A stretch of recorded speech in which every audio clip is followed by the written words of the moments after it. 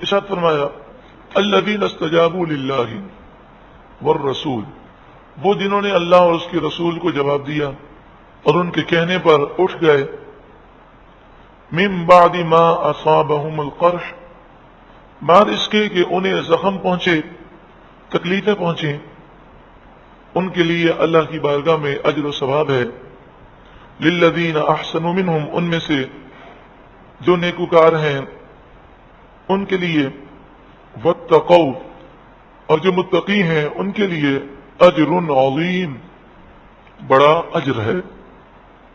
بات یہ ہے کہ نبی اکرم صلی اللہ علیہ وآلہ وسلم، یعنی واقعہ یہ ہوا کہ نبی اکرم صلی اللہ علیہ وآلہ وسلم احد کے میدان سے واپس آ رہے تھے۔ جب آپ واپس آئے تو اس وقت ابو سفیان نے یہ کہا تھا کہ ہمارا اور آپ کا مقابلہ ہوگا آئندہ سال بدر کے مقام پر، آپ بھی تیاری کریں، ہم بھی تیاری کریں گے، ہم بدلہ لیں گے۔ تو رسول اللہ نے فرمایا انشاءاللہ میں آئندہ سال بدر پہنچوں گا۔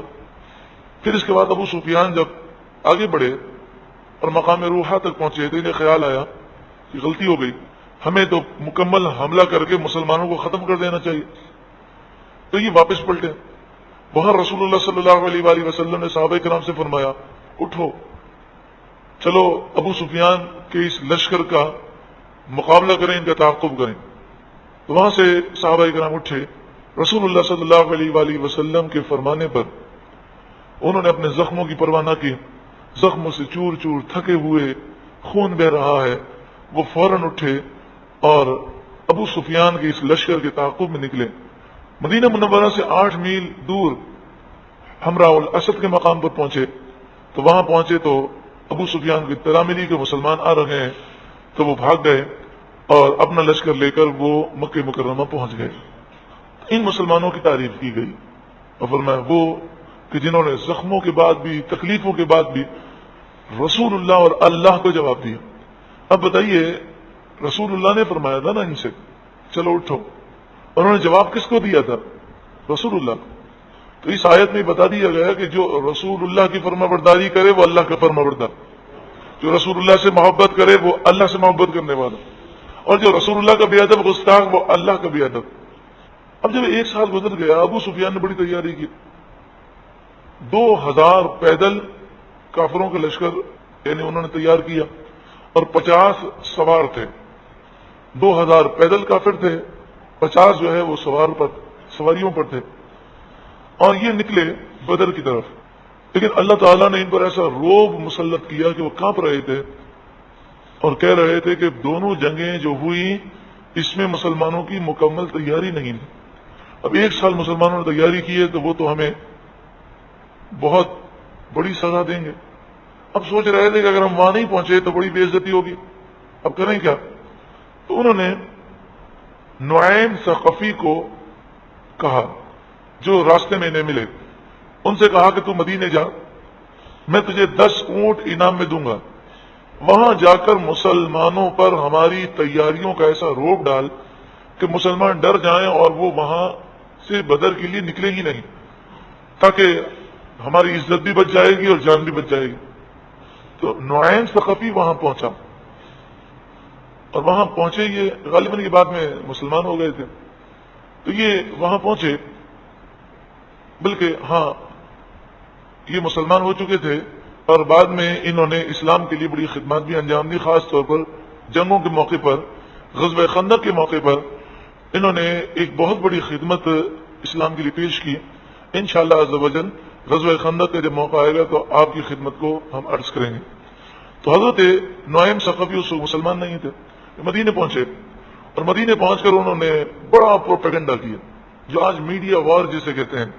انہوں نے جا کر کہا او ہو مارے جاؤ گے، تباہ ہو جاؤ گے، بڑا لشکر ہے، بڑی تیاریاں ہیں، بڑا ڈرایا۔ رسول اللہ صلی اللہ علیہ وآلہ وسلم کی سوچ مبارک یہ تھی کہ کوئی ڈرائے تو آپ ایسا اقدام کرتے تھے کہ جس سے اس پر ظاہر ہو جائے کہ ہم ڈرنے والے نہیں۔ تو وہ کہتے تھے اتنا بڑا لشکر ہے، 1000 افراد ہیں۔ رسول اللہ نے کتنے افراد کو لیا؟ صرف 70 افراد کو۔ اب 70 افراد کو لے کر آپ چلے اور آپ نے فرمایا ہم ان سے مقابلہ کریں گے انشاءاللہ۔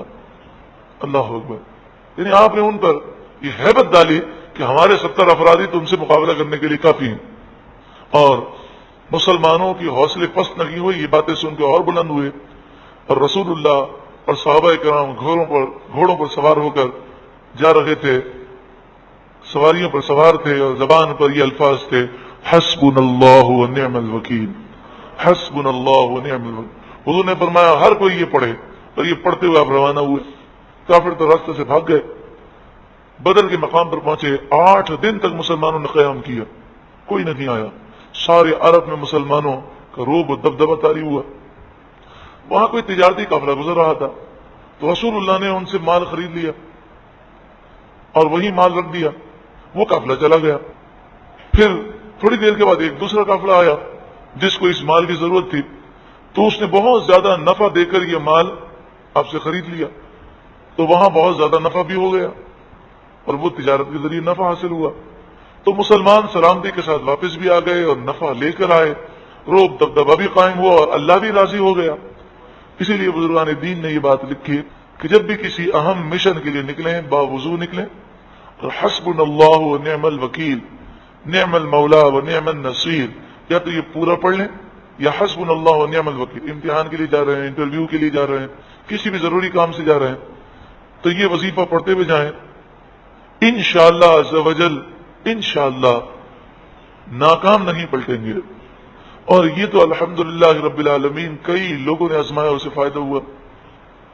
ایک واقعہ ہمارے ساتھ یہ پیش آیا کہ جمعے میں، غالباً جمعے کی بات ہے یا کوئی اور نشست تھی، نور قرآن نشست، اس میں ایک بھائی کہنے لگے کہ ویزے بند ہو گئے ہیں، شاید رمضان المبارک آنے والا تھا، ویزے نہیں مل رہے اور ہمیں جانا ہے، اور وہ کہہ رہے ہیں کہ یہ مسئلہ ہے وہ مسئلہ ہے، تو اب تو ہماری ٹکٹ بھی بک ہے لیکن ویزے کی کوئی صورت نہیں ہو رہی۔ تو یہ وظیفہ یاد آیا تو ہم نے کہا آپ جاتے جاتے گھر تک جائیں اور یہ پڑھتے جائیں اور تمام گھر والوں کو کہیں یہی پڑھیں۔ تو پھر بعد میں یہ ملے اور کہنے لگے کہ میں نے وہیں سے فون کیا مسجد کے باہر اور گھر والوں سے کہا بھائی یہ وظیفہ شروع کرو، اور کہتے ہیں یقیناً اللہ کا کیسا فضل ہے اس وظیفہ پڑھنے والے پر، تو کہتے ہیں ہم ابھی گھر میں داخل ہوئے کہ فون آیا اور الحمدللہ ہمارا ویزا لگ چکا تھا۔ حسبنا اللہ و نعم الوکیل، مل کے پڑھیے، حسبنا اللہ و نعم الوکیل، حسبنا اللہ و نعم الوکیل، حسبنا اللہ و نعم الوکیل۔ الذین قال لهم الناس، وہ لوگ جن سے لوگوں نے کہا، یعنی کافروں نے کہا، تو نعیم ثقفی تو ایک آئے تھے کہنے کے لیے، لیکن چونکہ یہ کافروں کے نمائندے تھے تو یہاں فرمایا کافروں نے کہا، تو نعیم ثقفی نے ان سے کہا، ان الناس، بے شک ابو سفیان اور ان کے ساتھیوں نے، قد جمعوا لکم، تمہارے لیے ایک بڑا لشکر جمع کیا، فخشوہم، تم ان سے ڈرو، فزادہم ایمانا، ان کا ایمان اور مضبوط ہو گیا، وقالوا، اور وہ بولے، حسبنا اللہ، اللہ ہمیں کافی ہے، وہ نعم الوکیل، اور وہ بہترین کارساز ہے، بہترین وکیل ہے۔ حسبنا اللہ و نعم الوکیل کے فوراً بعد قرآن نے فا کا ذکر کیا۔ فا کا مطلب یہ ہوتا ہے یہ بات فوراً اسی وقت حاصل ہو گئی۔ فانقلبوا بنعمت من اللہ، تو وہ پلٹے اللہ کی نعمت کو لے کر، اللہ کی نعمت یعنی سلامتی کے ساتھ پلٹے، وہ فضل، اور اللہ کے فضل یعنی تجارت کے نفع کے ساتھ پلٹے۔ لم یمسسہم سوء، انہیں کوئی تکلیف نہ پہنچی۔ تو جو یہ وظیفہ پڑھے گا وہ نعمت اور فضل لے کر پلٹے گا اور تکلیف اسے نہیں پہنچے گی۔ واتبعوا رضوان اللہ، اور وہ اللہ کی رضا بھی حاصل کر گئے۔ واللہ ذو فضل عظیم، اور اللہ بڑے فضل والا ہے۔ انما ذالکم الشیطان، یہ تو صرف شیطان ہے، یخوف اولیاءہ، جو اپنے دوستوں سے ڈراتا ہے، فلا تخافوہم، تو تم ان سے نہ ڈرو، وخافونی، اور مجھ ہی سے ڈرو، ان کنتم مؤمنین، اگر تم مومن ہو۔ ولا يحزنك الذين يسارعون في الكفر، اور وہ کہ جو کفر میں جلدی کرتے ہیں، یسارعون، دوڑتے ہیں۔ اے محبوب، یہ لوگ آپ کو رنجیدہ نہ کریں، ان کی حرکتوں سے آپ غم نہ کریں۔ انہم لن یضروا اللہ شیئا، بے شک وہ اللہ کو ہرگز کچھ بھی نقصان نہ دے سکیں گے، یعنی اللہ کے دین کو وہ نقصان نہ پہنچا سکیں گے۔ یرید اللہ اللہ یجعل لہم حظا فی الآخرہ، اللہ ارادہ فرماتا ہے کہ ان کے لیے آخرت میں کوئی حصہ نہ رکھے۔ اللہ ان سے ناراض ہے، اس لیے انہیں ہدایت نہیں مل رہی، کیونکہ آخرت میں ان کا کوئی حصہ نہیں۔ وَلَهُمْ عَذَابٌ عَظِيمٌ، اور ان کے لیے بڑا عذاب ہے۔ إِنَّ الَّذِينَ اشْتَرَوُا الْكُفْرَ بِالْإِيمَانِ، بے شک وہ کہ جنہوں نے ایمان کے بدلے میں کفر خرید لیا، کفر حاصل کیا، لن يضروا اللہ شیئا، ہرگز وہ اللہ کو یعنی اللہ کے دین کو کچھ بھی نقصان نہ دے سکیں گے۔ وَلَهُمْ عَذَابٌ أَلِيمٌ، اور ان کے لیے دردناک عذاب ہے۔ وَلَا يَحْسَبَنَّ الَّذِينَ كَفَرُوا، کافر یہ نہ سمجھیں ہرگز، کافر ہرگز یہ نہ سمجھیں انما نملی لہم خیر لانفسہم، ہم ان کے لیے جو ڈھیل دے رہے ہیں وہ ڈھیل ان کے لیے بہتر ہے، یہ نہ سمجھیں یہ ڈھیل بہتر نہیں ہے۔ رسول اللہ نے فرمایا سب سے بہتر وہ ہے کہ جس کی عمر لمبی ہو اور عمل اچھا ہو، اور سب سے بدتر ہے زندگی اس کی کہ جس کا عمل برا ہو لیکن زندگی لمبی ہو۔ جتنی لمبی زندگی ملے گی اتنے گناہ زیادہ ہوں گے، اتنا عذاب زیادہ ہوگا۔ تو کافر اس ڈھیل کو اپنے لیے بہتر نہ سمجھے۔ الاملاء طول العمر ورغد العیش، فرمایا ڈھیل سے مراد یہ ہے عمر کا لمبا ہونا اور نعمتوں کی کثرت، مال دولت کی کثرت ہونا۔ انما نملی لہم لیزدادوا اثما، ہم تو ڈھیل صرف اس لیے دے رہے ہیں، لمبی عمر اور مال و دولت کی کثرت اس لیے دے رہے ہیں تاکہ ان کے گناہ زیادہ ہو جائیں، لیزدادوا اثما، تاکہ گناہ زیادہ ہوں، تاکہ عذاب بھی زیادہ ہو۔ وَلَهُمْ عَذَابٌ مُهِينٌ، اور ان کے لیے ذلیل کر دینے والا عذاب ہے۔ مَا كَانَ اللَّهُ لِيَذَرَ الْمُؤْمِنِينَ عَلَى مَا أَنْتُمْ عَلَيْهِ، اللہ تعالیٰ مومنوں کو اسی طرح نہیں رہنے دے گا جس طرح تم ہو کہ منافقین اور مومنین ایک ساتھ رہتے ہو، ایسا ہمیشہ نہیں ہوگا۔ حتی یمیز الخبیث من الطیب، یہاں تک کہ اللہ خبیث کو طیب سے جدا کر دے گا۔ خبیث یعنی منافق، اور طیب معنی پاک، خبیث کے معنی ناپاک۔ تو منافق کو، بد عقیدہ کو، بد مذہب کو، گستاخ رسول کو، گستاخ اولیاء کو، گستاخ صحابہ کو، کافروں کو قرآن و حدیث کی روشنی میں خبیث کہا جا سکتا ہے۔ حتی یمیز الخبیث من الطیب، یہاں تک کہ اللہ خبیث کو طیب سے جدا کر دے۔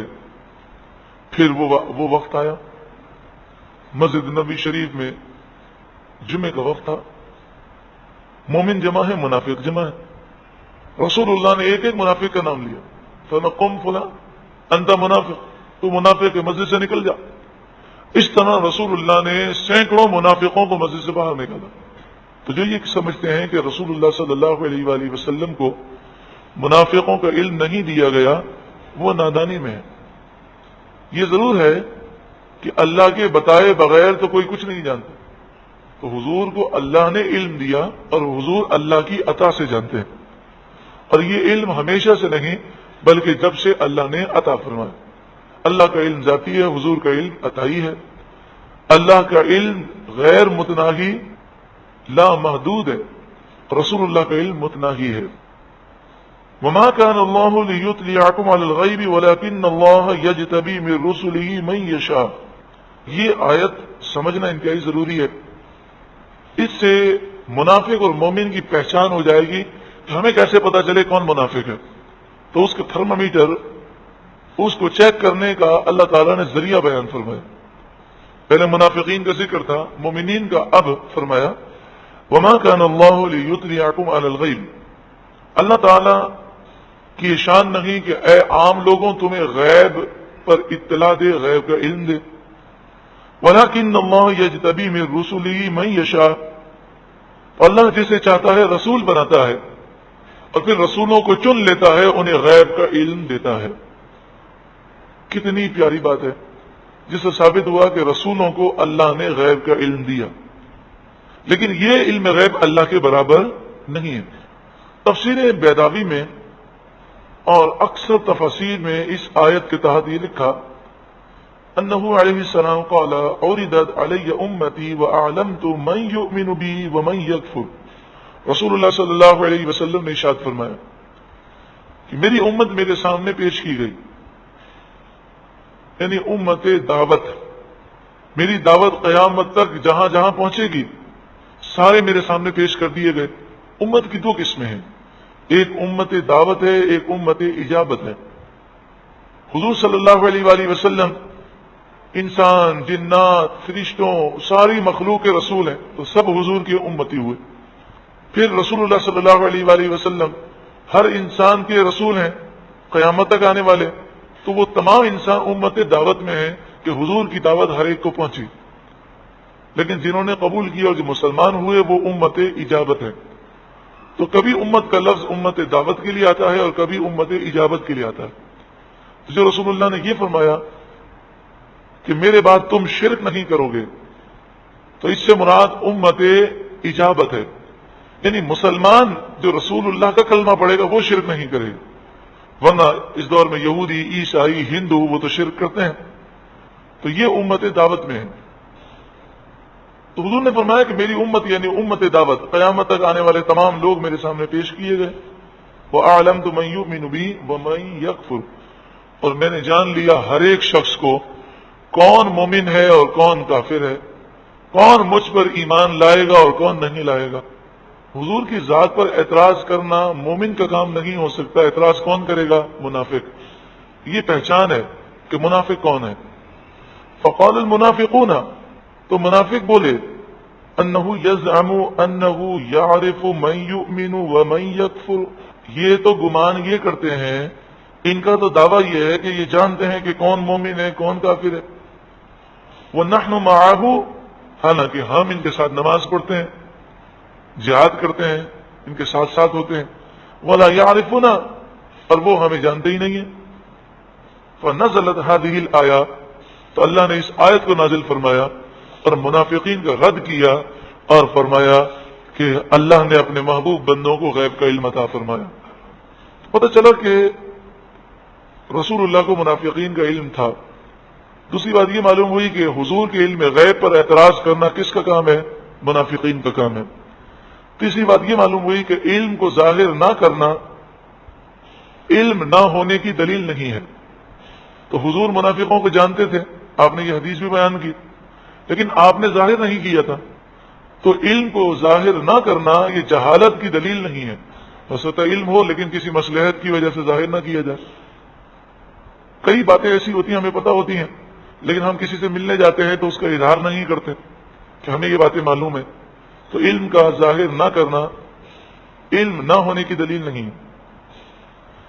اور چوتھی بات یہ معلوم ہوئی کہ حضور کے علم کی وسعت دیکھ کر خوش ہونا یہ صحابہ کرام کا طریقہ ہے، اور الحمدللہ یہی طریقہ اہل سنت و جماعت کو حاصل ہے۔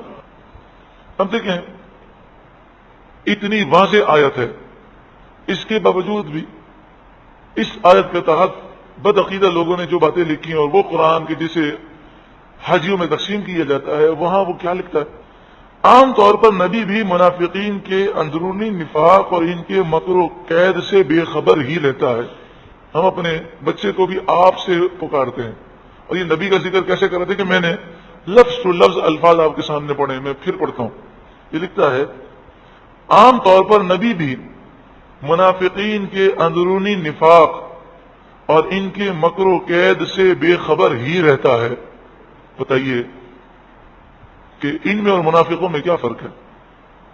اور پھر کیا لکھتے ہیں؟ ظاہر بات یہ ہے کہ اللہ تعالیٰ جو غیب کا علم دیتا ہے، جس غیب کا یہاں پر ذکر ہے، یہاں پر کوئی قید تو نہیں بیان کی گئی کہ اللہ تبارک و تعالیٰ صرف منصب رسالت ہی کی باتیں بتاتا ہے، لیکن قرآن کی آیت میں اپنی طرف سے قید لگانا کیا یہ ظلم نہیں ہے؟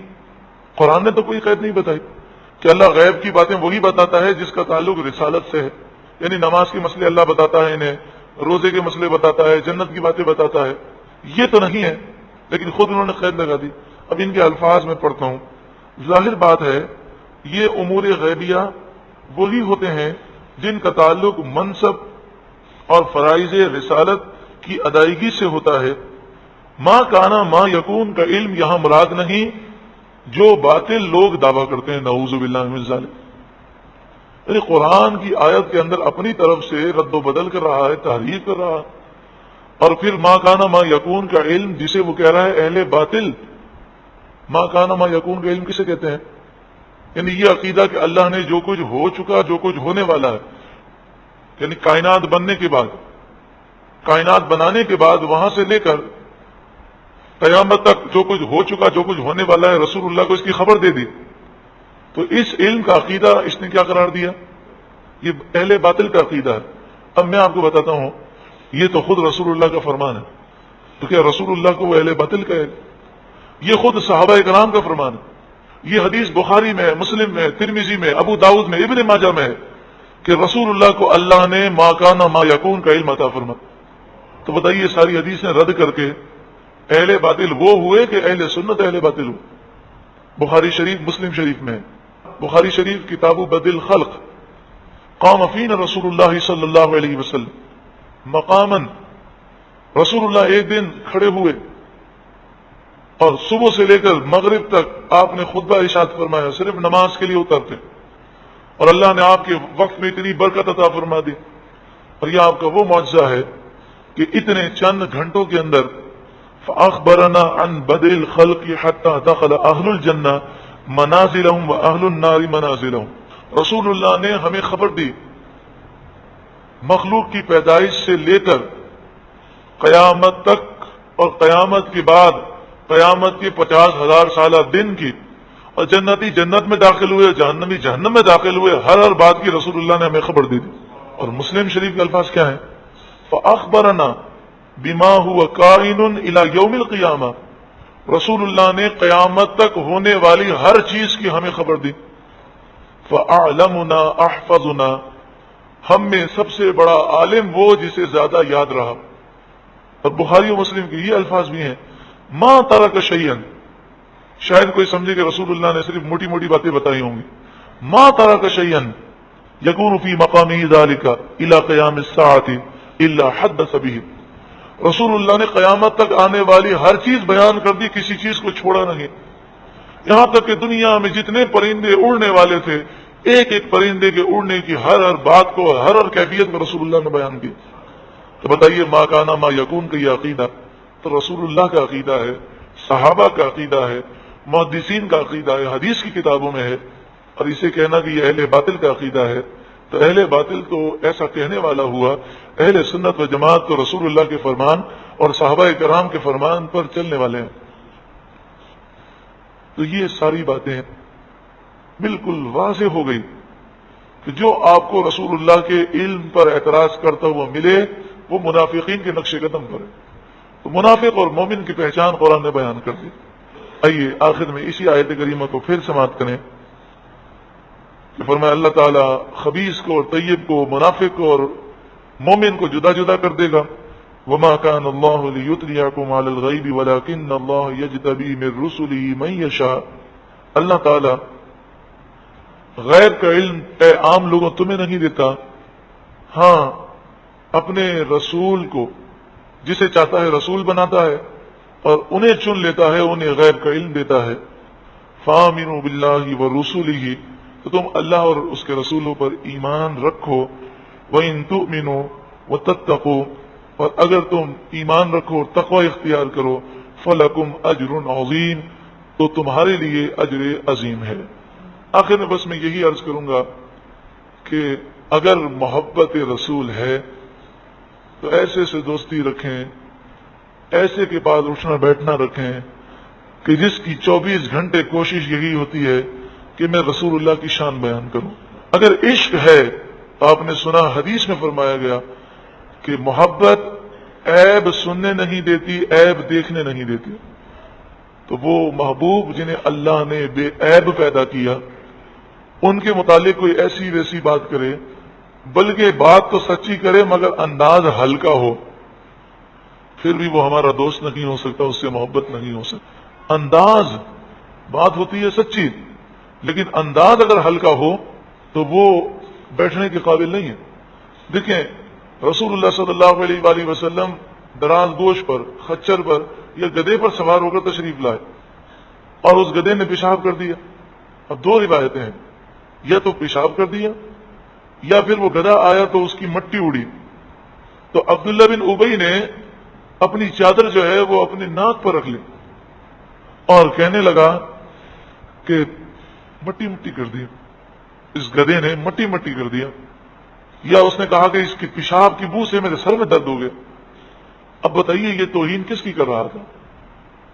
وہ گدھے کی کر رہا تھا یا گدھے کے پیشاب کی کر رہا تھا؟ لیکن اس کا انداز ہلکا تھا. وہ در حقیقت رسول اللہ صلی اللہ علیہ وسلم کی توہین کر رہا تھا، کیونکہ گدھا خود تو چل کے نہیں آیا تھا، رسول اللہ اس پر سوار تھے. تو صرف انداز اس کا ایسا ہلکا تھا کہ عبداللہ بن رواحہ سے رہا نہ گیا. فرمایا وہ بڈھے، یہ حضرت عبداللہ بن رواحہ کے الفاظ ہیں، چونکہ عبداللہ بن ابی کی عمر بہت زیادہ تھی. آپ نے فرمایا بڈھے، تیرے مشک کی خوشبو سے مجھے رسول اللہ کے گدھے کا پیشاب پیارا ہے، کہ تو خبیث ہے، تیرے عطر کی خوشبو میں بھی بدبو ہے. یہ عشق کا انداز تھا. اور یہ رسول اللہ کے سامنے کہہ رہے ہیں حضرت عبداللہ بن رواحہ، اور رسول اللہ سن رہے ہیں. آپ نے انہیں ڈانٹا نہیں، کیا بد اخلاقی کرتے ہو، بڑی بدتمیزی ہے، بڑے سے بات کرنے کی تمیز نہیں. اس نے میری کہاں توہین کی ہے؟ یہ تو کہہ رہا تھا پیشاب سے میرے سر میں درد ہو گیا یا مٹی سے میرا منہ گڑ ڈالو دو گے. نہیں، رسول اللہ جانتے ہیں کہ اس کا انداز ہلکا تھا. تو انداز ذرا سا بھی ہلکا ہو اور کوئی ہمارے باپ کا ذکر کرے تو ہم سے برداشت نہیں ہوتا، ماں کا ذکر کرے تو ہم سے برداشت نہیں ہوتا. تو میرے آقا پر تو ہزاروں مائیں قربان، ہزاروں باپ قربان، ہماری لاکھوں جانیں قربان.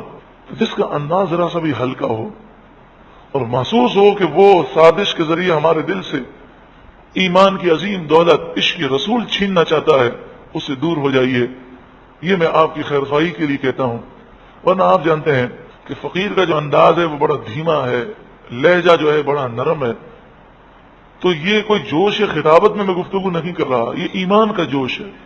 اگر ایمان کا تحفظ چاہتے ہیں، وسوسوں سے اپنے آپ کو بچانا چاہتے ہیں، رسول اللہ سے ٹوٹ کر محبت کرنا چاہتے ہیں، تو صرف ایسے کے پاس بیٹھیں، ایسے سے دوستی کریں جو رسول اللہ کی محبت پیدا کرنے والا ہے. اللہ تبارک و تعالی ہمیں سچا پکا عاشق رسول بنائے. بخاری شریف کتاب الاعتصام حدیث نمبر 7294، تفسیر خازن، تفسیر معالم التنزیل، میم عین الف لام میم، معالم التنزیل. فبلغ ذلك رسول اللہ صلی اللہ علیہ وسلم، رسول اللہ صلی اللہ علیہ وآلہ وسلم نے جب یہ ارشاد فرمایا کہ میں قیامت تک آنے والے مومن اور کافر کو جانتا ہوں، اور منافقوں نے یہ اعتراض کیا اور آپس میں یہ کہا کہ دعوت تو یہ ہے کہ ہر مومن اور ہر کافر کو جانتا ہوں، اور ہم ان کے درمیان رہتے ہیں، لیکن یہ ہمیں تو نہیں جانتے، حالانکہ ہم نے ظاہری طور پر اسلام کا لبادہ اوڑھا ہے اور دل میں نفاق ہے. جب یہ بات رسول اللہ کی بارگاہ میں پہنچی، فقام علی المنبر، تو رسول اللہ صلی اللہ علیہ وسلم منبر پر جلوہ افروز ہوئے. فحمد اللہ، پھر آپ نے اللہ کی حمد بیان کی، واثنى علیہ، اور اللہ کی ثنا بیان کی. ثم قال، پھر آپ نے ارشاد فرمایا، ما بال اقوام طعنوا فی علمی، اس قوم کا کیا حال ہوگا، اس قوم کا کیا حال ہے کہ جنہوں نے میرے علم میں طعن کیا، میرے علم پر اعتراض کیا. لا تسألونی عن شیء فیما بینی وبین الساعة الا نبأتکم بہ، اب سے لے کر قیامت تک ہونے والی ہر چیز کے متعلق تم مجھ سے پوچھو، میں تمہیں ہر بات کا جواب دوں گا. فقام عبداللہ بن حذافہ، حضرت عبداللہ بن حذافہ کھڑے ہوئے. زمانے جاہلیت میں یہ ایک بیماری عام تھی کہ زنا کو لوگ برا نہیں سمجھتے تھے اور زنا بڑا عام تھا۔ حضرت عبداللہ بن حذافہ کے بارے میں لوگ یہ کہتے تھے کہ ان کی ماں نے غلط کام کیا تھا، اس سے یہ پیدا ہوئے تھے، اور حذافہ کی بیٹی نہیں ہے۔ اب یہ ایک ایسا الزام تھا حضرت عبداللہ بن حذافہ پر کہ وہ اس الزام کی وجہ سے بڑے پریشان تھے۔ انہوں نے جب یہ دیکھا کہ رسول اللہ یہ فرما رہے ہیں کہ آج جو پوچھو گے وہ بتاؤں گا، اب رسول اللہ پردہ نہیں رکھیں گے۔ کئی باتیں ایسی ہوتی ہیں کہ معلوم ہوتی ہیں لیکن بتانے کی نہیں ہوتی، حکمت کی وجہ سے خاموشی اختیار کی جاتی ہے۔ تو انہوں نے یہ خیال کیا کہ رسول اللہ اب تو مجھے جواب ضرور دیں گے، تو میں کم از کم یہ پوچھ لیتا ہوں۔ اگر رسول اللہ نے کہہ دیا کہ تیرا باپ حذافہ نہیں ہے، فلاں تیرا باپ ہے، تو میں اپنے نسب میں اس کا نام لگا لوں گا، اور اگر میرے والد یہی ہیں تو ہمیشہ کے لیے مجھ پر یہ تانا ختم ہو جائے گا۔ یعنی ان کا عقیدہ تھا کہ اگر رسول اللہ نے یہ کہہ دیا کہ حذافہ ہی تیرا باپ ہے تو صحابہ کرام کا اتنا ایمان ہے، وہ یہی کہیں گے کہ رسول اللہ نے جو فرما دیا وہ حقیقت ہے۔ لیکن نکاح کے گواہ ہوتے ہیں، لیکن کون سا بچہ کس کے نطفے سے ہے اس کا کوئی گواہ نہیں ہوتا، وہ تو اللہ ہی جانتا ہے۔ تو اللہ نے اپنی عطا سے اپنے محبوب کو یہ علم عطا فرمایا۔ فقام عبداللہ بن حذافہ، عبداللہ بن حذافہ کھڑے ہوئے۔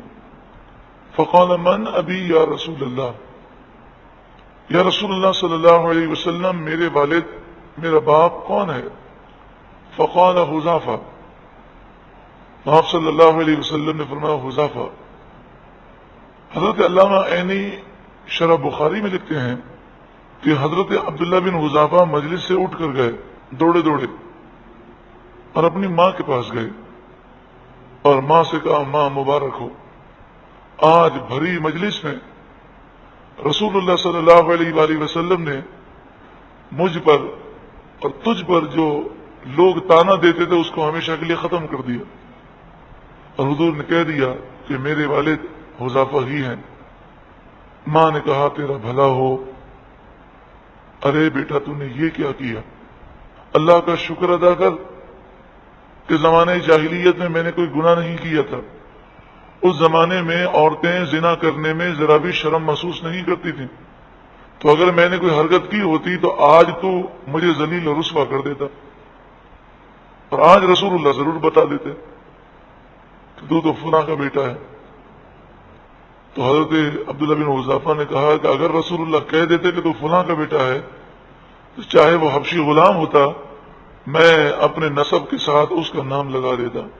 تو وہ صحابیاں ہیں، ان کی ماں، ان کا ایمان دیکھیں، اور یہ صحابی ہیں، ان کا ایمان دیکھیں، کتنا یقین ہے کہ اللہ کی عطا سے محبوب کیا کچھ نہیں جانتے۔ ایک اور کھڑے ہوئے، انہوں نے پوچھا میرا باپ کون ہے؟ تو آپ نے ان سے فرمایا کہ تمہارا باپ یہ نہیں جس سے تم مشہور ہو، بلکہ تمہارا باپ یہ ہے، یعنی تم اس کے نطفے سے پیدا ہوئے۔ ایک منافق تھا، اس نے سوچا کہ تجربہ کرنا چاہیے، میں تو اسلام کا لباس اوڑا ہوا ہے، حضور کے پیچھے نمازیں پڑھتا ہوں، قرآن بھی پڑھتا ہوں، اب میں پوچھوں گا یا رسول اللہ میں مرنے کے بعد کہاں جاؤں گا؟ تو حضور فرمائیں گے تو میرا پیارا ہے، تو جنت میں میرے ساتھ ہوگا۔ اس نے پوچھ لیا آئین مدخلی یا رسول اللہ، یا رسول اللہ مرنے کے بعد میں کہاں جاؤں گا؟ قال رسول اللہ فی النار، آپ نے فرمایا تو جہنمی ہے۔ اللہ اکبر کبیرہ، جانتے سب تھے اللہ کی عطا سے، لیکن راز رکھنے کا حکم تھا تو پردہ فرما رہے تھے۔ پھر یہ بات یاد رکھیں، رسول اللہ اللہ کی صفات کا مظہر ہے، رسول اللہ اللہ کی صفات کا مظہر ہے، یعنی اللہ تبارک و تعالی رحیم ہے، رحمان ہے، رحم کرنے والا ہے، تو مخلوق میں سب سے بڑھ کر رحم کرنے والے رسول اللہ ہیں۔ اللہ تعالیٰ بندوں کا پردہ رکھنے والا ہے تو رسول اللہ بھی مخلوق کا پردہ رکھنے والے ہیں۔ تو یہ لا علمی کی وجہ نہیں بلکہ پردہ رکھنا ہے۔ اب یہ جو لوگ تھے جو سوال کر رہے تھے وہ مسئلے کو سمجھ نہیں سکے، رسول اللہ کا یہ کہنا جلال میں تھا، اور جلال کے موقع پر سوال نہیں کیے جاتے۔ استاد اگر جلال میں آ جائے پوچھو اس سے، تو اس سے اگر طالب علم پوچھنا شروع کر دیں تو یہ صحیح نہیں ہے۔ لیکن عام مسلمان رسول اللہ کے مزاج مبارک کو سمجھ نہ سکے، اس موقع پر حضرت عمر رضی اللہ عنہ کھڑے ہوئے۔ کس طرح کھڑے ہوئے کہ گھٹنے جو ہیں وہ زمین پر تھے اور گھٹنوں کے بل کھڑے ہوئے روتے ہوئے۔ فقام عمر، حضرت عمر کھڑے ہوئے، فقال یا رسول اللہ، عرض کی یا رسول اللہ، رضینا باللہ ربا، ہم اللہ سے راضی ہوئے رب ہونے کی حیثیت سے، وبالاسلام دینا، اسلام سے راضی ہیں دین کی حیثیت سے، وبالقرآن اماما، اور قرآن ہمارا امام ہے، پیشوا ہے، ہم اس پہ راضی ہیں، وبک نبیا، اور آپ نبی ہیں ہمارے، ہم اس بات پر راضی ہیں، فاعف عنا عفا اللہ عنک، فاعف عنا، یا رسول اللہ ہمیں معاف کر دیں، اللہ آپ کے درجات بلند فرمائے۔ فقال النبی صلی اللہ علیہ وسلم فہل انتم منتہون، کیا تم باز آنے والے ہو؟ اب میرے علم پر آئندہ اعتراض نہ کرنا۔ ثم نزل عن المنبر، پھر رسول اللہ ممبر سے نیچے تشریف لائے، فانزل اللہ هذه الآیات، تو اللہ تعالیٰ نے اس آیت کو نازل فرمایا، وما كان الله ليطلعكم على الغيب ولكن الله يجتبي من رسله من يشاء، عام لوگوں کو اللہ تعالیٰ غیب کا علم نہیں دیتا، اپنے رسولوں کو غیب کے خزانے عطا فرماتا ہے۔ یہ واقعہ سننے کے بعد اب مزید واضح ہو گیا کہ رسول اللہ کے علم پر اعتراض کرنا یہ رسول اللہ کو کتنا ناپسند ہے، اور یہ منافقوں کا طریقہ ہے۔ یہ بات یاد رہے کہ مسلمانوں کا یہ عقیدہ ہے، اور یہ عقیدہ قرآن و حدیث سے ثابت ہے کہ اللہ کا علم ذاتی ہے، رسول اللہ کا علم اللہ کی عطا سے ہے، اللہ کا علم ہمیشہ ہمیشہ سے ہے، اور رسول اللہ کا علم اس وقت سے ہے جب سے اللہ نے دیا۔ اللہ کا علم غیر متناہی لامحدود ہے، رسول اللہ کا علم غیر متناہی لامحدود نہیں ہے، رسول اللہ کا علم اللہ کے برابر نہیں ہے، رسول اللہ کو عالم الغیب نہیں کہہ سکتے۔ اللہ تعالیٰ نے جتنا چاہا اپنے محبوب کو علم عطا فرمایا، مگر یہ بات یاد رکھے کہ اللہ کے مقابلے میں، اللہ کے علم کے مقابلے میں حضور کا علم وہ باز ہے، یعنی اللہ کے علم کا کچھ، اللہ کے علم میں سے کچھ، اور اسے اعلیٰ حضرت امام اہل سنت نے کس طرح بیان کیا۔ حضور کا علم تمام نبیوں، تمام رسولوں کا علم، تمام فرشتوں کا علم، اور ساری مخلوقات کا علم جمع کر لیا جائے اور اسے اللہ کے علم سے نسبت اور کمپیئر کیا جائے تو اعلیٰ حضرت فرماتے ہیں کہ ایک طرف کروڑوں سمندر ہوں اور دوسری طرف ایک پانی کے قطرے کا کروڑواں حصہ، ایک طرف کروڑوں سمندر، دوسری طرف پانی کی ایک بوند، ایک پانی کی بوند ایک قطرے کا کون سا حصہ؟ کروڑواں حصہ۔ تو فرمایا کروڑوں سمندر اور پانی کے ایک قطرے کے کروڑویں حصے کے درمیان جو نسبت ہے مخلوق اور رب کے علم کے درمیان، یہ نسبت بھی نہیں پائی جاتی۔ جس امام کا یہ عقیدہ ہو اس پر یہ الزام کہ انہوں نے رسول اللہ کا علم اللہ کے برابر سمجھا، کتنا بڑا بہتان عظیم ہے۔ آپ نے فتاوی رضویہ شریف میں اور کئی کتابوں میں جگہ جگہ یہ عقیدہ لکھا، لیکن یہ تو کمپیئر ہو رہا ہے، یہ تو نسبت بیان کی جا رہی ہے اللہ کے علم کے سامنے، لیکن رسول اللہ کا علم مخلوق کے علم کے سامنے اگر نسبت بیان کی جائے تو فرمایا کہ کروڑوں سمندر ہوں اور ایک قطرے کا کروڑواں حصہ ہو اور اس کے درمیان کیا نسبت ہے؟ رسول اللہ اور ساری مخلوق کے علم کے درمیان یہ نسبت بھی نہیں۔ تو حضور کا علم بہت وسیع ہے، لیکن اللہ کے علم کے سامنے وہ آپ کو جو نسبت ہے وہ بتائی گئی، اور مخلوق کے علم کے سامنے تو بڑی وسعت ہے۔ یہ ایک ایسا سمندر ہے کہ جس کی نہ لمبائی کو ہم جان سکتے ہیں، نہ چوڑائی کو، نہ اس کے کنارے کو، نہ اس کی گہرائی کو۔ لوگوں نے حضور کے علم کو تنگ کیا۔ اللہ تعالیٰ نے حضور کو بعض باتوں کا علم دیا. یہ بعض کہہ کر انہوں نے حضور کے علم کو اتنا تنگ کیا کہنے لگے حضور کو تو اپنے خاتمے کا بھی علم نہیں تھا. نعوذ باللہ من ذالک. پتہ نہیں میرا خاتمہ ایمان پر ہوگا یا نہیں. نعوذ باللہ من ذالک. ارے رسول اللہ حدیث سنا رہے ہیں, بخاری شریف مسلم شریف میں حدیث ہیں کہ آپ نے فرمایا کل بروز قیامت سارے لوگ حضرت آدم علیہ السلام کے بعد شفاعت کے لیے جائیں گے. وہ فرمائیں گے اذهبوا الی غیری. ہر نبی کہے گا جاؤ دوسرے کے پاس, اور میں کہوں گا انا لہا میں تمہاری شفاعت کروں گا.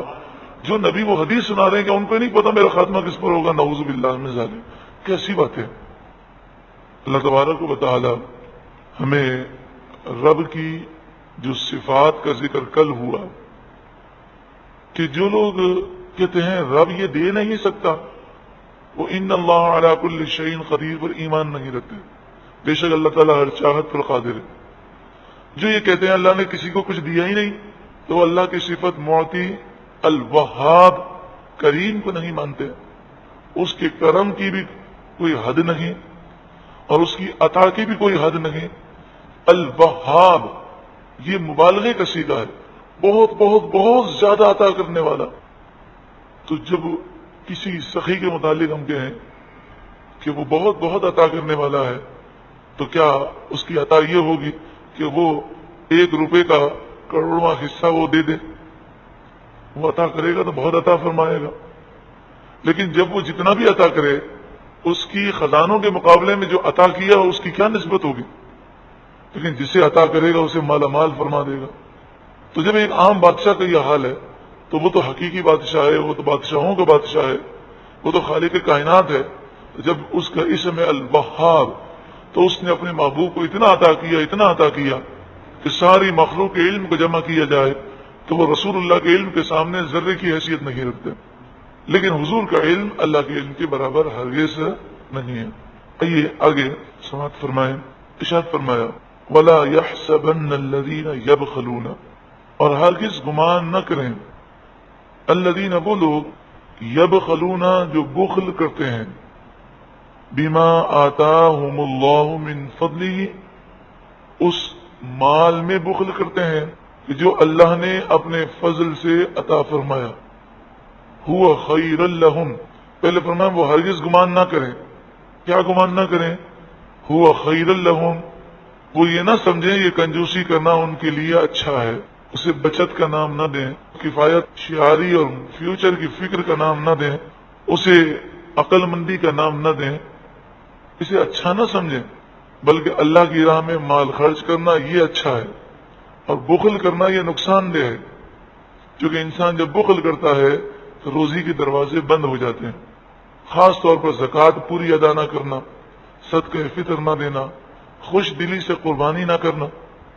یہ بات بزرگوں نے بیان فرمائی کہ قربانی جس پر واجب ہے اسے تو کرنی ہے, لیکن اگر کوئی قربانی کرنے کی طاقت نہیں رکھتا لیکن پھر بھی اگر قربانی کرے تو اللہ تعالیٰ پورے سال اس کی روزی میں برکت عطا فرماتا. اور یہ تجربہ ہے. ایسے ایک شخص کو میں جانتا ہوں, وہ مقروض رہتے تھے, ہر وقت مقروض. تو انہیں کسی نے کہا کہ آپ قربانی کریں. انہوں نے کہا کیا بات کہہ رہے ہیں آپ, میں غریب آدمی, مجھ سے قرضے ادا نہیں ہوتے, میں قربانی کروں. آپ اللہ کی رضا کے لیے قربانی کریں, اللہ آپ کی روزی میں برکت دے گا. تو ان کی طاقت تو نہیں تھی, تو انہوں نے وہ سستا کوئی دمبا وغیرہ یا کچھ اس طرح کا جانور لیا اور عید کے تیسرے دن لے کر آئے, اور انہیں سستا ملا, بس جو ان کی طاقت تھی اس کے مطابق انہوں نے خرچہ کیا. تو جب انسان اللہ کی راہ میں خوش دلی سے دیتا ہے اور خوش دلی کے ساتھ یہ کام کرتا ہے تو الحمدللہ ان کا قرضہ بھی دور ہو گیا اور ان کی مالی پریشانیاں بھی دور ہو گئیں. تو یہ جو ہم سوچتے ہیں نا اس طرح کی چیزیں, تو یہ اصل میں نادانی ہے. ہم دنیا میں جتنا حساب کتاب کریں اور جتنی پلاننگ کریں گے رب کی بارگاہ میں دیں تو یہ چیزیں سوچنے والی نہیں ہیں. وَلَا يَحْسَبَنَّ الَّذِينَ يَبْخَلُونَ بِمَا آتَاهُمُ اللَّهُ مِنْ فَضْلِهِ هُوَ خَيْرٌ لَهُمْ, ہرگز وہ لوگ کہ جو بخل کرتے ہیں اس مال میں کہ جو اللہ نے انہیں عطا کیا, ہرگز وہ اس بخل کرنے کو, کنجوسی کرنے کو اپنے لیے اچھا نہ سمجھیں, کیونکہ نقصان ہے.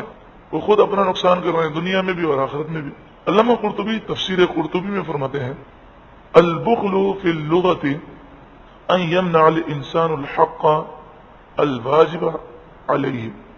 آپ نے فرمایا کہ بخل کی لغت میں ڈکشنری میں تعریف یہ ہے کہ انسان پر جو چیز لازم ہو اس چیز کو وہ ادا نہ کرے، وہ بخل ہے.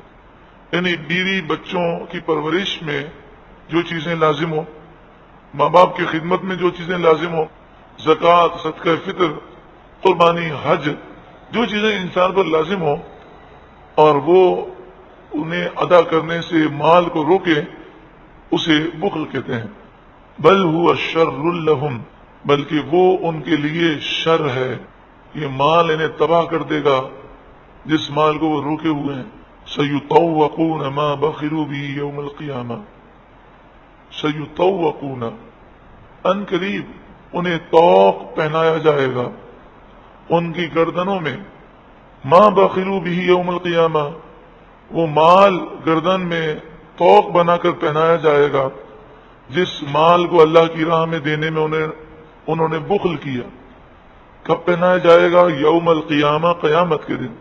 بخاری شریف کتاب التفسیر میں ہے، من آتاہ اللہ مالا فلم یؤدی زکاتہ، جسے اللہ نے مال دیا اور اس نے زکوٰۃ ادا نہ کی، مثل له شجاعا اقرع له زبیبتان یطوقه یوم القیامہ. تو وہ مال ایک بہت بڑا خوفناک اژدہا بنا کر، سانپ بنا کر اس کی گردن میں لپیٹ دیا جائے گا، توق بنا دیا جائے گا، اور وہ کہے گا میں تیرا مال ہوں، میں تیرا مال ہوں، اور قیامت کے میدان میں اسے ڈنک مارے گا، وہ اسے ڈسے گا. بعض لوگوں کو پتہ ہی نہیں ہوتا کہ حج ہم پر کب فرض ہوتا ہے، کب زکوٰۃ فرض ہے، کب قربانی واجب ہے، پتہ ہی نہیں ہے، کب صدقہ فطر واجب ہے. مثلا حج کے لیے بہت بڑا کروڑ پتی یا لاکھ پتی ہونے کی ضرورت نہیں. یہاں سے لے کر وہ عام پیکج میں یہاں سے لے کر وہ حج کے لیے جا سکے، آنے جانے کا خرچہ، وہاں جتنے دن رکے گا کھانے پینے کا خرچہ، اور جتنے دن وہ گھر سے جائے گا تو پیچھے گھر والوں کا خرچہ. مطلب یوں سمجھ لیجئے کہ اس نے اپنے کاروبار میں اگر 3 لاکھ روپے لگائے ہوئے ہیں تو اس پر حج فرض ہے. کئی ایسے بزنس مین ہیں جن کے کاروبار میں 1 کروڑ روپے لگے ہوئے ہیں، 50 لاکھ روپے لگے ہوئے ہیں، دکانیں ہیں، دکان پہ مال بھی ہے اور بہت کچھ ہے، لیکن وہ حج کرنے نہیں جاتے. وہ کہتے ہیں ہم پہ حج فرض تھوڑی ہے، ابھی تو ہمیں بچوں کی جو شادی کرنی ہے تو بچیوں کی شادی سے فارغ ہوں گے، اور پھر جب بوڑھے ہوں گے تب حج کریں گے. بڑھاپا دیکھا کس نے، اور بڑھاپے میں کون تندرست ہوگا کسے کیا پتا چلے. تو حج فرض ہو گیا، اب تاخیر نہیں ہونی چاہیے. زکوٰۃ کس پر فرض ہے؟ جس کے پاس 52.5 تولہ چاندی یا اس کی رقم یا اتنی مالیت کی کرنسی، سونا چاندی یا مال تجارت ہو اور سال گزر جائے تو اس پر زکوٰۃ فرض ہے. مثلا 35,000 روپے ہیں، 35,000 روپے جتنے 52.5 تولہ چاندی کی قیمت بنتی ہے 35,000 روپے، اور یہ بھی تقریباً بتا رہا ہوں 32,000 اس کے آس پاس بنتی ہے. مثلا 35,000 روپے کا مال دکان میں پڑا ہوا ہے، یا 35,000 روپے کا سونا ہے، چاندی ہے، یا شیئر ہے، بانڈ ہے، ملکی غیر ملکی کرنسی ہے. زکوٰۃ کا نصاب شروع ہو گیا. جس دن 35,000 روپے کی مالیت آئی وہ صاحب نصاب ہو گیا. اب سال گزرا، سال کے اینڈ میں جتنا بھی ہوگا سب پہ زکوٰۃ دینی ہوگی. سال شروع ہوا تو 35,000 تھے، سال ختم ہوا تو 1 لاکھ روپیہ ہے، تو پورے 1 لاکھ روپے کی زکوٰۃ دینی ہے. دوسرا سال آیا 3 لاکھ روپے ہیں تو 3 لاکھ کی زکوٰۃ دینی. تیسرا سال آیا 10 لاکھ روپے ہیں تو یہ نہیں کہنا کہ پچھلے سال تو میں نے 3 لاکھ روپے تھے تو سال تو 3 لاکھ پہ گزرا ہے. نصاب پر سال گزرنا ضروری ہے. باقی اینڈ میں جتنی رقم ہوگی، جتنا مال تجارت ہوگا، سب کا موجودہ قیمت کا حساب لگا کر اس کی زکوٰۃ دینی. زکوٰۃ دینے والے اکثر پوری زکوٰۃ ادا نہیں کرتے. وہ کیا کرتے ہیں؟ وہ کہتے ہیں پچھلے سال 10 لاکھ روپے تھے اور اب سال گزر گیا تو سال تو 10 لاکھ پہ گزرا ہے نا، باقی جو 20 لاکھ روپے اوپر کے ہیں یہ تو پورے سال کے بیچ میں آئے، ان کی زکوٰۃ تو آئندہ سال دیں گے. ایسا نہیں، سال مکمل ہونے سے پہلے کروڑوں روپے بھی آ جائیں تو ان کی زکوٰۃ اسی سال ادا کرنی ہے. اور جتنے اخراجات ہیں وہ سال گزرنے کے بعد کے اخراجات کا کوئی حساب نہیں ہوگا. مثلا آپ نے حساب کیا اور آپ نے کہا کہ رمضان المبارک کی 1 تاریخ کو میرے سال کا آخری دن ہے اور رمضان المبارک کی دوسری تاریخ سے زکوٰۃ کا دوسرا سال شروع ہوتا ہے۔ رمضان المبارک کی پہلی تاریخ آئی، آپ کے پاس 50 لاکھ روپے ہیں، اور دوسری تاریخ کو آپ کو مکان خریدنا ہے، ارادہ ہے مکان خریدنے کا، آپ کو گاڑی خریدنے کا ارادہ ہے، تو یہ خرچہ آپ کا اگلے سال ہے۔ سال تو آپ کا پہلی رمضان کو پورا ہو رہا ہے، تو آپ کو اس کی زکوٰۃ ادا کرنی ہے، کیونکہ سال کے بعد کے جو اخراجات ہیں وہ کاؤنٹ نہیں ہوں گے۔ ایسے کئی مسائل ہیں، اور پھر کہتے ہیں جی زکوٰۃ بھی ادا کی، چوری ہو گئی، ڈکیتی پڑ گئی، آگ لگ گئی، اتنا نقصان ہو گیا، بیماریوں میں پیسے چلے گئے، تو زکوٰۃ پوری طور پر صحیح طور پر ادا کرنے والے بہت کم ہیں۔ قربانی کس پہ واجب ہے؟ قربانی کا مسئلہ زکوٰۃ کے مقابلے میں تھوڑا وسیع ہے، اس میں کوئی سال گزرنے کی ضرورت نہیں ہے۔ قربانی کے جو 3 دن ہیں، ان 3 دنوں میں 52.5 تولہ چاندی یا اس کی قیمت مثلا 32,000 35,000 سمجھ لیں، 35,000 روپے، یا اتنی مالیت کا سونا یا چاندی یا روپے پیسے یا ملکی غیر ملکی کرنسی یا مال تجارت ہو یا ضرورت سے زائد کوئی چیز ہو، یہ قربانی کے اندر ایک چیز ایڈ ہے۔ زکوٰۃ میں زکوٰۃ سونے چاندی روپے پیسے کرنسی ان پر واجب ہے اور مال تجارت پر ہے، ضرورت سے زائد چیز پر زکوٰۃ فرض نہیں۔ 2 مکان ہیں، تو ایک مکان آپ رہتے ہیں، دوسرا مکان آپ کا زائد ہے، اپنے بچوں کے لیے رکھا ہوا ہے، تجارت کی نیت سے نہیں، تو زکوٰۃ تو اس پہ واجب نہیں، لیکن ایسے شخص پر قربانی واجب ہے۔ تو ضرورت سے زائد مثلا 2 اسکوٹریں ہیں، ایک اسکوٹر اپنی ضرورت کی ہے، دوسری ایسے ہی پڑی ہے، اور اس کی قیمت 35,000 کی ہے، تو قربانی اس پہ واجب ہے۔ ان بقرعید کے 3 دنوں میں سے کسی بھی وقت ایک لمحے کے لیے بھی یہ پوزیشن آ جائے تو قربانی اس پہ واجب ہو گئی، اب اسے قربانی کرنی ہے۔ اب چاہے وہ بکرا کرے، چاہے دمبا کرے، چاہے بھیڑ کرے، چاہے مینڈا کرے، چاہے وہ گائے کے اندر ایک حصہ ڈال لے، اسے قربانی کرنی ہے۔ اب لوگ کہتے ہیں جناب 1 لاکھ میں سے 2,500، اور اگر کسی کے پاس 35,000 ہوں تو 35,000 میں سے کم از کم وہ اگر گائے کا بھی حصہ ڈالے تو 4,500 5,000 نکل جائیں گے، تو 35 میں سے 5,000 قربانی میں دے دیں۔ کیا عجیب و غریب بات ہے۔ قربانی جس نبی کی یاد میں منائی جاتی ہے، حضرت ابراہیم علیہ السلام، انہوں نے تو اپنا بیٹا قربان کیا تھا، اور روایت میں آئے کہ اگر بیٹا ذبح کر دیتے وہ تو ہر مسلمان پر لازم ہو جاتا کہ وہ اپنا بیٹا قربانی میں پیش کرے، تو یہاں تو 35,000 میں سے 5,000 دینے میں جان جا رہی ہے، تو بیٹا کہاں سے دیتے؟ تو اگر اللہ تعالیٰ یہ فرماتا کہ قربانی کے 3 دنوں میں تمہارے پاس جتنا مال ہے سب مجھے دے دو، میری راہ میں خرچ کر دو، تو کیا ہم خرچ نہیں کرتے؟ قربانی سے پتہ نہیں کیا الرجی ہے۔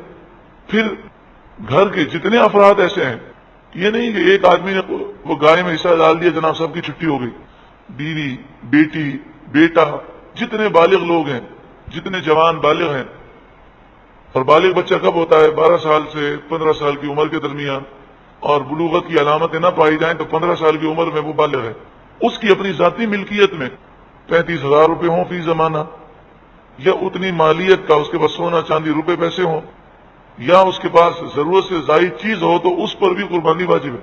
یا تو ایک بکرا لے آتے ہیں تو کہتے ہیں جناب ماشاء اللہ بکرا 20,000 روپے کا، ایک بکرا پورے گھر کی طرف سے، ایک بکرے میں تو ایک ہی حصہ ہو سکتا ہے، اور اگر پورے گھر کی طرف سے ذبح کریں گے تو کسی کی طرف سے قربانی نہیں ہوگی، کیونکہ بکرے میں قربانی ایک کی طرف سے ہو سکتی ہے، اگر 2 کی طرف سے بکرا کریں گے تو کسی کی بھی نہیں ہوگی۔ اور گائے میں 7 حصے ہو سکتے ہیں، اگر 8 حصے گائے میں کیے، 7 سے اوپر لوگوں کے نام شامل کیے اور 7 سے اوپر لوگوں کی طرف سے گائے کی، تو کسی کی بھی قربانی نہیں ہوگی۔ تو شعور ہی نہیں ہے لوگوں کو۔ اب 20,000 کا بکرا ہو کہ 1 لاکھ کا بکرا ہو، شرعی مسئلہ یہ ہے کہ بکرے کے اندر قربانی ایک ہی شخص کی ہو سکتی ہے، پورے گھرانے کی قربانی ایک بکرے میں نہیں ہو سکتی۔ یہ تو چند قربانی کے ضروری مسائل تھے۔ اللہ تبارک و تعالی ہمیں بخل سے محفوظ فرما۔ یہ تو وہ چیزیں ہیں جو دینا ضروری ہے، اس کے علاوہ بھی ہم خوب اللہ کی راہ میں مال دیں، جتنا اللہ کی راہ میں مال دیں گے اتنی ہی برکتیں زیادہ ملیں گی۔ مہمان آ جائے کنجوسی نہیں کریں کہ مہمان بس جان چھوٹ جائے، مہمان چلا جائے۔ حضرت ابراہیم علیہ والسلام مہمان نوازی کے لیے انتظام فرماتے، اور رسول اللہ قرضہ لے کر مہمان نوازی فرماتے۔ تو مہمان نوازی کرنا یہ باعث سعادت ہے، یہ بھی ثواب کی بات ہے۔ اسی طرح رشتہ داروں کی مدد کرنا، اسی طرح دیگر جو بھی لوگ ہیں، تو جتنا ہو سکے انسان ان زکوٰۃ، صدقہ فطر، صدقہ واجبہ کے علاوہ بھی جتنا ہو سکے اللہ کی راہ میں اپنی طاقت کے مطابق کچھ نہ کچھ مال خرچ کرتا رہے، کیونکہ فرمایا بلائیں نازل ہوتی ہیں، اور جب انسان مال خرچ کرتا ہے اللہ کی راہ میں تو وہ مال اس بلا سے لڑتا ہے۔ وہ بلا کہتی ہے مجھے اندر گھسنے کا حکم ہے، وہ کہتا ہے مجھے حکم یہ ہے کہ تجھے آنے نہ دو۔ فرمایا قیامت تک ان کی جنگ جاری رہے گی اور بلا اس پر نازل نہیں ہو سکے گی۔ ارشاد فرمایا سیطوقون ما بخلوا به یوم القیامہ، قیامت کے دن وہ مال کے جس مال میں انہوں نے بخل کیا، ان قریب وہ مال ان کی گردن میں توق بنا کر، سانپ بنا کر ڈال دیا جائے گا۔ وَلِلَّهِ مِيرَاثُ السَّمَاوَاتِ وَالْأَرْضِ، اور اللہ ہی کے لیے آسمانوں اور زمین کی بادشاہت ہے۔ وَاللَّهُ بِمَا تَعْمَلُونَ خَبِيرٌ، اور اللہ تمہارے تمام کاموں سے باخبر